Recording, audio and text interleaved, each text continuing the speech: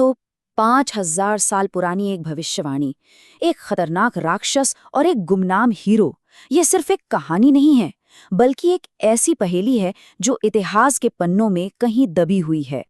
देखिए, इस कहानी की शुरुआत होती है एक ऐसे सच से जो सदियों से एक पुरानी लाइब्रेरी की किताबों में छिपा हुआ था। एक ऐसा सच जो सामने आने पर सब कुछ बदलने वाला था। लेकिन सवाल ये है कि ये कैसे हो सकता है?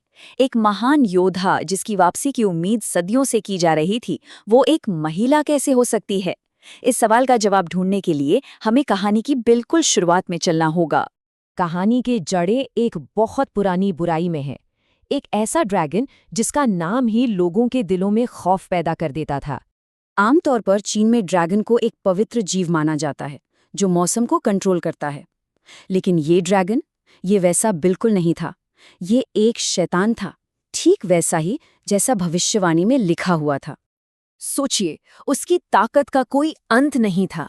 वो पल भर में पूरे के पूरे इलाके को राख में बदल सकता था। और सबसे खौफनाक बात, वो सिर्फ छोटे बच्चों को ही अपना शिकार बनाता था, ताकि परिवारों का वंश जड़ से खत्म हो जाए। इस आतंक के सामने हर कोई बेबस था। डर इतना फैल चुका था कि वहां का राजा और उसकी प्रजा उस शैतान को पूजने पर मजबूर हो गए थे, क्योंकि उसकी बात न मानने का मतलब था पूरे राज्य की तबाही। लेकिन जब डर और हताशा ने सारी हदें पार कर दी, तब एक जवाब की तलाश शुरू हुई। एक ऐसे सफर की शुरुआत हुई जो शायद उन्हें उम्मीद की कोई किरण दिखा सकता था। उन्होंने एक पुराने संत से मदद मांगी, जिन्हें भविष्यवाणी का ज्ञान था। संत ने उन्हें दक्षिण में समंदर पार जाने को कहा, जहां उन्हें जवाब मिलना था।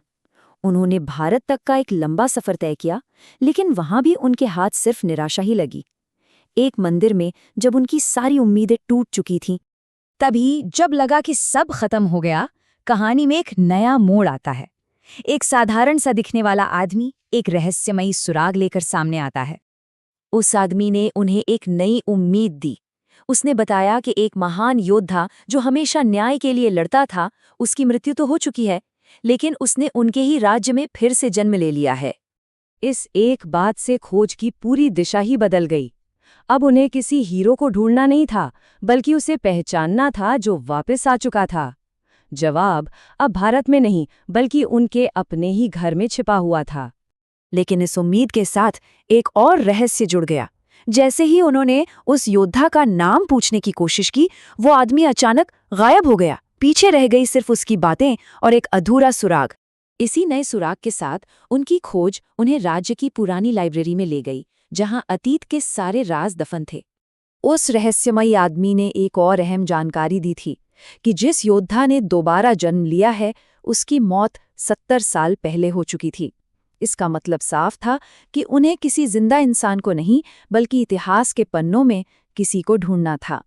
ये जानकारी मिलते ही वे फौरन राज्य की पुरानी लाइब्रेरी की ओर भागे।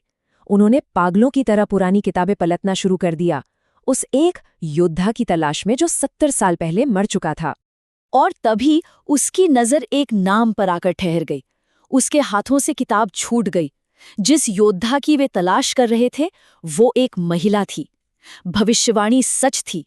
हीरो वापस आ चुका था, लेकिन उस रूप में नहीं जिसकी किसी ने कल्पना भी नहीं की थी। लेकिन कहानी यहाँ खत्म नहीं होती। भविष्यवाणी सच हो चुकी थी, हीरो की पहचान भी हो चुकी थी, पर सबसे बड़ा राज तो अभी भी छिपा हुआ था। सवाल ये है कि वो क्या हो सकता है।